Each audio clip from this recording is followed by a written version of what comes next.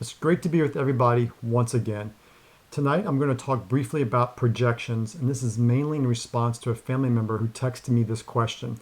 And the question basically is this: why have the reported mortality in the United States jumped to about 134,000?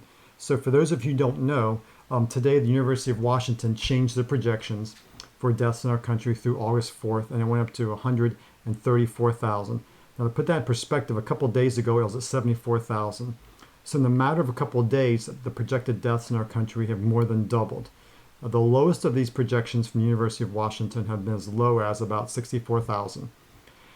And my family member asked me the question, why are we seeing more than a doubling in a day or two? Is this cause for alarm? Should we be concerned about this? Is something new happening? And the answer is no, no, and no. If you've been following our videos for the last 2 months, and I was actually looking at this today. The very first video I put up was January 30th. This is a projection we've been kind of talking about after isolation. We were talking about once we start going back out into culture and society, we will see a jump. We should expect to see a jump. So before I go into that, we have to talk about these models. These models, whether it was the Royal College model, which we were tracking before COVID-19 came into the United States, or if it was the University of Washington model, which this is referring to. Models are only as good as the data it's put into them. Garbage in, garbage out kind of sort of thing. I'm not saying these are bad models. We need models to figure out what's going on, but the problem with these models is they only are as good as the information put into them. So if you recall, about 8 weeks ago, we were projecting 2.4 to 3 million Americans were going to die from this. So why was it 2.4 million then, and it dropped to 64,000, and now it's more than doubled to 134,000? And the reason for that is what's being put into the models. The original data was expecting us to have a mortality rate from this disease anywhere from the 11% in Italy to the 5.4% in Wuhan, China. Well, we found out in our country the number is probably closer to 0.6%. Still about 5 to 6 times worse than the flu, but not the 5.4% of the Wuhan kind of expectations. So what happened was over the last 6 to 8 weeks, we saw these numbers decline, come down and down and down. As we saw that, hey, it's not quite as bad. Every state's not New York City. Every state's not New York. Hey, look at Florida. They're not quite that bad. Hey, look at California. And what happened was the University of Washington projections came down and down and down. What's happened in this past week is that states are starting to reopen, and states are starting to project to reopen in the next week or two. So what's happening is the University of Washington is now taking this into account and saying, look, as states reopen, we expect people to now spread the virus a little bit. We expect some more infections. And the expectation of that is we'll see a spike again.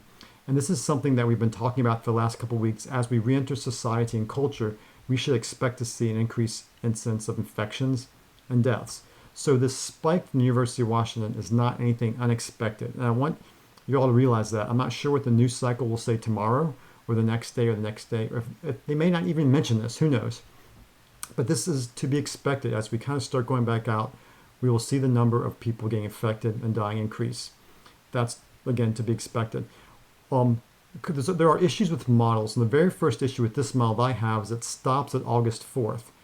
So what does that mean? August 4th, everything magically disappears. August 4th, we have the cure. August 4th, we don't care anymore. That's a huge, huge flaw with this model. It's not looking at the fall. It's not looking at the winter. It's not looking at next year.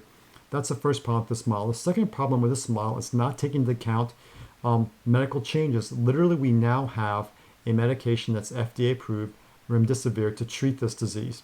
And we did not have that a week ago. And we have not actually started using it widespread, and it's not really playing into mortality rates at all because it's relatively new. We have a whole pipeline of new medications being studied, being deployed as we speak, and none of this stuff is being taken into account. I just recently did a 4-part video series that's going to be put out there talking about treatments, modalities, and then our new understanding of this disease and how it actually works related to inflammation in the small arteries. These are all new things we're learning. We literally had no idea about this. When it first popped up, we assumed it was going to be super, super lethal, and we had wildly exaggerated projections. In retrospect, they were over projections, but we did the right thing.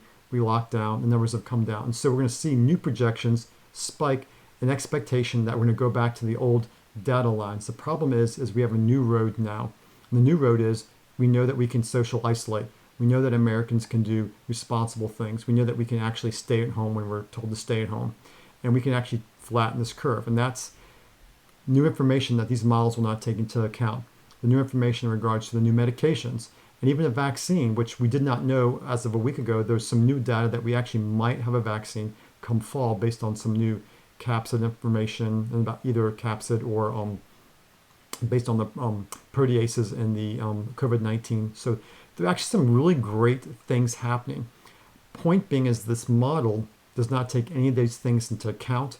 It does not take into account that the virus won't spread quite as quickly in the summertime.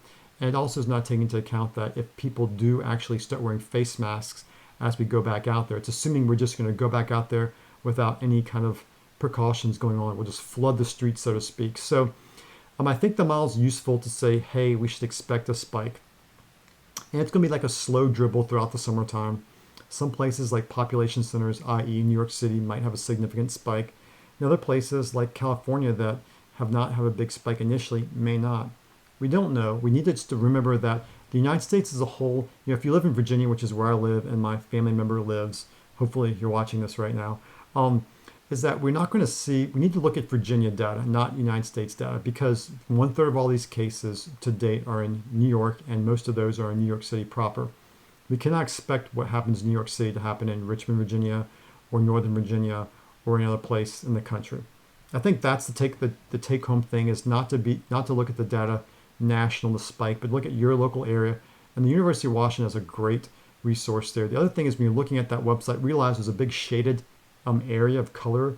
That's the area of variation, and you'll see that's a huge variation. So again, we should expect to see a spike.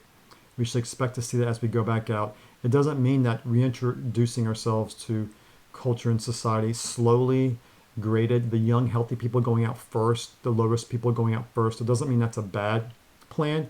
It means we should expect to see infections. The reality is a vaccine is not going to be here this month or next month.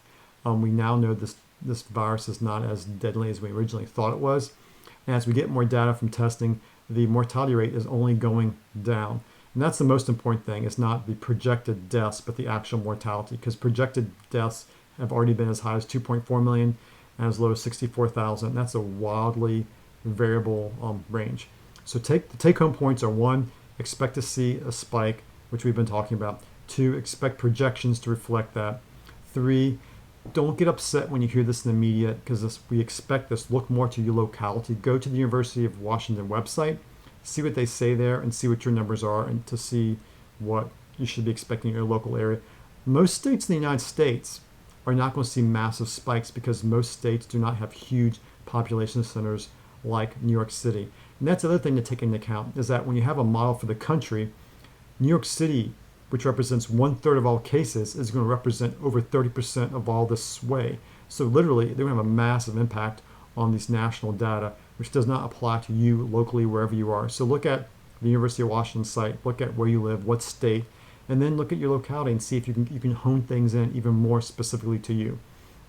Anyway, hopefully that was helpful. Do expect to see the spike. Look at these numbers. I'll be curious to see how the media reports this the next day or two, and people's reactions to it. But ultimately, this is nothing we did not expect. If you've been watching our videos, you would be. It's not new. It's just now it's out there, and people are going to start asking questions about it. Feel free to post questions to this link. We'll continue to do updates. Please continue to share these with family and friends. We want to get good information out there. Continue to ask questions. I do have a Q&A that we'll be doing sometime soon, hopefully the next 1 to 3 days, answering some questions that have already been asked. Everybody stay safe, be well, keep your head in the game, and realize that ultimately we have already come so far. We've already had so many new modalities and new things happen that we've never even imagined 4 to 6 weeks ago. We're going to get through this together as a country, as a nation, as a community, as individuals, as families.